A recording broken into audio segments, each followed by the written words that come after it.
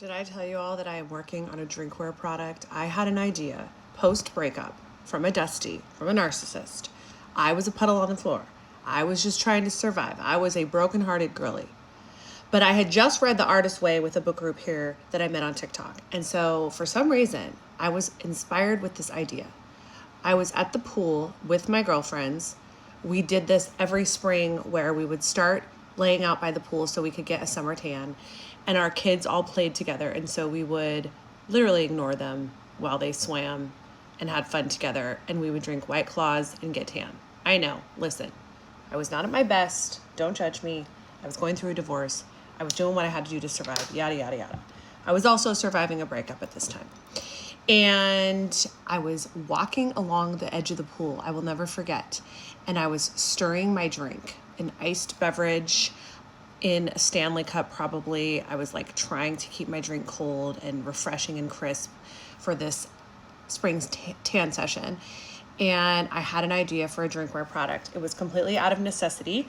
It was out of literal annoyance that this thing didn't already exist on planet Earth and that I was having to deal with the consequences of this item not existing. And I am not going to share the item with you at this point because anyone that you talk to will tell you when you're starting a business, like, keep it close to the vest, keep the details close to the vest. But listen, it was a drinkware product and I had this idea. I went home. I drew a picture. I could not stop thinking about it. I was like, I have to invent this thing. I did market research. I went down the rabbit hole and I'm like, there's nothing like this on the market. And I drew a picture of it. It was in my mind's eye. I had no prototype. I had nothing.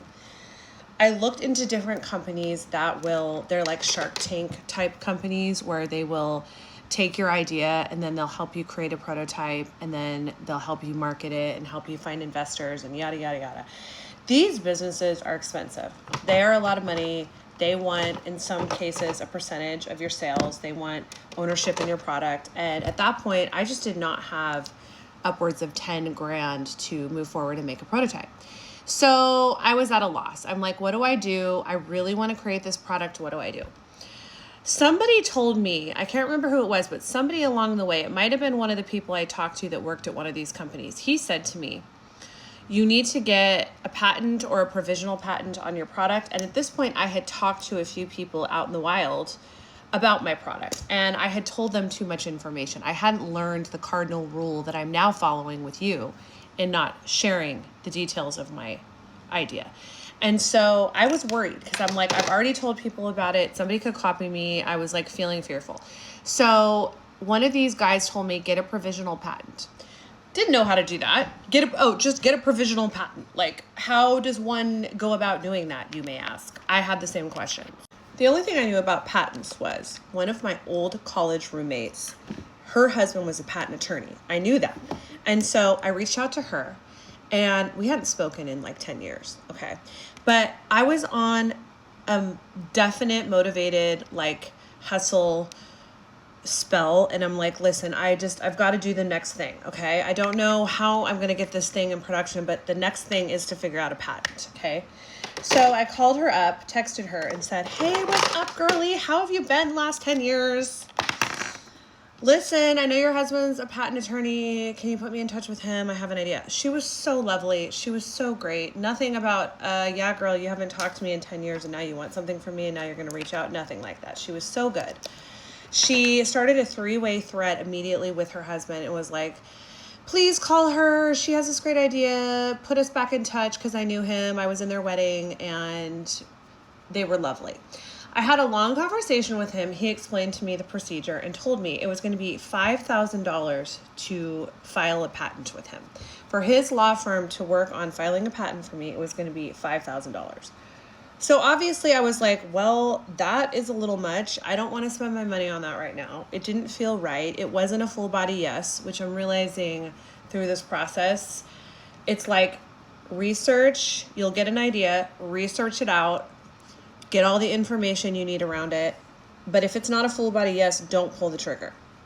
Okay, you got to have a full body yes. Your intuition has to say, yes, this is the next move. I did not get that with him. I was like, well, he gave me a lot of valuable information, but I'm not ready to like totally file yet because I didn't even know what my design was going to be. I knew the functionality of the product, but I didn't have the prototype. I knew nothing about it. I didn't know what material it was going to be, etc. During my conversation with him, he gave me a lot of information. He told me you can actually run a patent search through these companies. You can pay them a nominal fee. I think it was like $800. And they will run a patent search and look for your product. They will scour all of the patents in the country, might even be the world, and they will figure out if there is a product like yours on the market. So I had to draw up a more detailed rough drawing. I had to kind of measure it out. So that took a little bit more work. I had to like actually apply like metrics to my just vision in my head of what it was. Draw it out on paper, and then write like a short little description of what it was and what its functionality was. I got that over to him. He did this recommendation. This person that the patent attorney referred me to, he did a full-on patent search for this product. He came back with a really detailed typed report. It was about 10 pages. And he's like, this is what exists that is out there like your thing. And these are the names of the products, and these are their patent numbers, and this is what their descriptions are. It was such a detailed, good report. Well, what I found out from that report is there is nothing like my item on the market anywhere. There is nothing that exists, okay? This is a need that is absolutely unfilled in our society, and that pushed me forward to like, I need to do this. I need to develop this product. So after getting the patent search, I was like, well, now what? Well, now what's the next step? I was completely at a loss, and you're going to notice this cycle, this state of mind that I continuously find myself back in along this process as I detail it with you. You will get to the point where you're just like, I don't know the next step. I don't know the next step. Okay. I don't even know which direction to go. I don't know. And so what I've learned along this process is that's because divine timing is not yet arrived, and also you're not going to have the aligned action until it's right. And so often you have to just sit and kind of rest in the unknowing and just wait for the right time. And when the right time comes, you will have divine aligned action. You will know what step to take. So I had to sit, and I mean, truth be told, this whole process up to this point had taken about a year now. It had been about a year from that moment by the pool where I realized there was a need to this point of, okay, I did a patent search. I know there's nothing like it. Now what? So I kind of had this idea pop into my head one day. I have a really wealthy uncle. He started a business from scratch when he was in his like late 20s, early 30s, sold it for multi-millions of dollars, and retired really early. So he was somebody that like I trusted. He was like a father figure to me, and I knew that he was good in business. Because every time we would go to like family events, he would like ask me like, what are you up to? What is your husband up to? I want to hear about your ventures.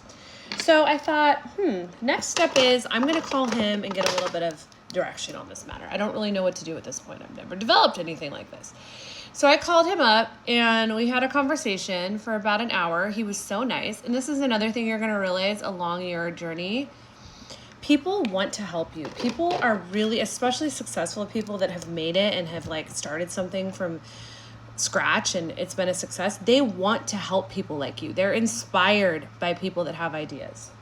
They want to be gracious with their time and their expertise. And it's really touching when somebody reaches out to you and like responds and helps you.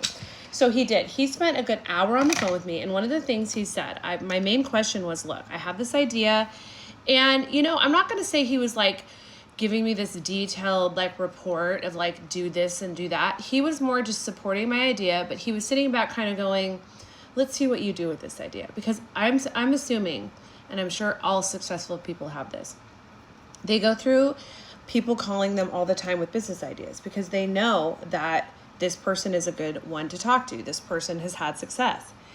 And that is very different than a person actually pulling the trigger and moving forward and going through the long, arduous process of having a product developed, which I'm going to tell you right now, it is a long, arduous process. And anybody who has undertaken it understands that. And so I'm sure people hit him up all the time with ideas, But if you're really a character or an individual that's going to move forward on that idea and go through all of the different steps it takes and have the patience and the wherewithal and most importantly, the intuition to actually move forward through each step, that is quite a different thing. So my uncle was just kind of like, this is what I would do, but we'll see.